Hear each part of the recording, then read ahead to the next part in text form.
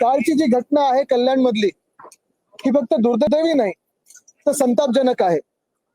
हे सगळे जे वाद निर्माण झालेले आहेत समाजात असतील, जातींमध्ये असतील किंवा हे मराठी अमराठी वाद, खास करून गेल्या 2 वर्षात भाजपचं आणि एकनाथ शिंदेचं 2.5 वर्षाचं मागचं सरकार आणि आत्ताचं सरकार ह्या वादाला जास्ती कुठेतरी प्रोत्साहन देते का हे पाहणं गरजेचं आहे. आठवण करा, गेल्या 2-2.5 वर्षामध्ये असे अनेक वाद झाले जिथे हाऊसिंग सोसायटीमध्ये मराठी माणसाला परवानगी देत नव्हते.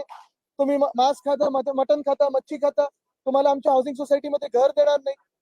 मागच्याच मला वाटतं महिन्यामध्ये एका महिलेला दक्षिण मुंबईत हे देखील सांगितलं गेलं की तुम्ही मारवाडीत बोला किंवा हिंदीत बोला, कारण आता भाजपचं राज्य आलेलं आहे. ठीक आहे, राज्य कोणाचंही असो, पण हा महाराष्ट्र, आमची मुंबई, आमचं नागपूर, आमचं पुणे असेल, प्रत्येक जिल्हा हा मराठी माणसाचाच आहे. बघा, मी सत्य बोलतोय, घंटी देखील वाजलेली आहे. तुमची बाजू द्या, म्हणजे दाखवा. आमच्या राज्याची राजधानी आहे मुंबई, नंतर या देशाची आर्थिक राजधानी आहे. ठीक आहे, अनेक लोक, अनेक वेगवेगळ्या भाषेची लोक आमच्या राज्यात वर्षानुवर्ष येतात, मिसळून राहत आहेत आणि कुठेही काही त्रास होत नव्हता कोणालाही, ना त्यांना होत होतं ना आम्हाला होत.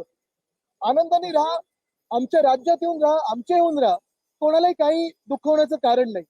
पण जेव्हा कोणीतरी कालसारखा आमच्यावर मस्ती दाखवतो, मास दाखवतो, तिथे मग आमच्या तरुणांनी त्यांना न्याय दिला, न्यायाचा हात कसा असतो हा दाखवला, तर मध्ये मग कोणी पोलिसांनी येऊ नये, मध्ये यांना अडवायला येऊ नये.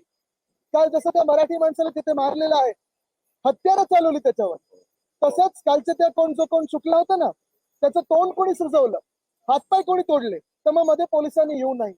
मी आज मुख्यमंत्री महोदयांना ही विनंती करणार आहे की मला वाटतं हे एमटीडीसी मधलं कोणीतरी आहे, माणूस, व्यक्ती आहे, जो मराठी माणसाला मास दाखवत होता, राज दाखवत होता काल, त्याला तातडीने एक तर बडतर्फ करावं आणि हे पार्सल जिथून आलंय त्याला डिपोर्ट करून जिथून पार्सल आलं तिथे पाठवावं.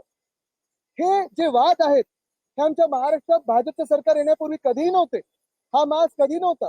अनेक भाषिक लोक इथे राहतात, आमच्या मुंबईमध्ये राहतात, महाराष्ट्रात राहतात, हे वाद कधी नव्हते.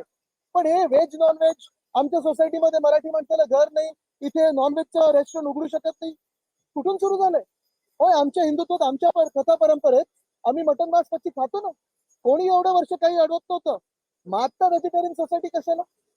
आज आमची मागणी ही आहे की कालचा जो वाद झाला त्यालाच पकडून मुंबईमध्ये असेल किंवा आपल्या राज्यात कुठच्याही जिल्ह्यात असेल, कुठच्याही शहरात असेल, वेज सोसायटी जर कोणी करायला गेलं तर त्याची ओसी रद्द केली पाहिजे.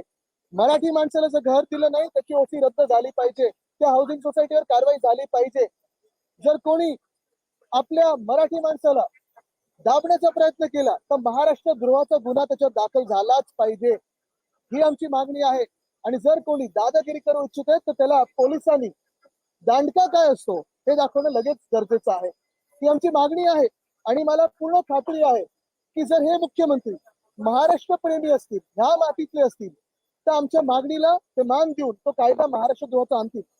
अनेकदा आपण पाहतो मुंबईमध्ये देखील, आपल्या ठाण्यात देखील होत असेल, हाऊसिंग सोसायटी हे एरियाची नावं बदललं जातं. न्यू कफ परेड, कफ तुम्हाला झालाय, आम्हाला कशाला खोकला त्याचा? वडाळा बोला ना, काय लाज वाटते तुम्हाला वडाळा बोलणं? अप्पर वरळी लिहा ना, शिवडी आहे, शिवरी लिहितात, शिवरी लिहा, शिवडी आहे, परळ लिहा. कशाला ही सगळी नावं बदलताय? यांचे एक मंत्री आहेत लोधा, विचारा काय नक्की आहे. आणि हा सगळा विषय मला वाटतं भाजपने ह्याच्यावर उत्तर देणं गरजेचं आहे.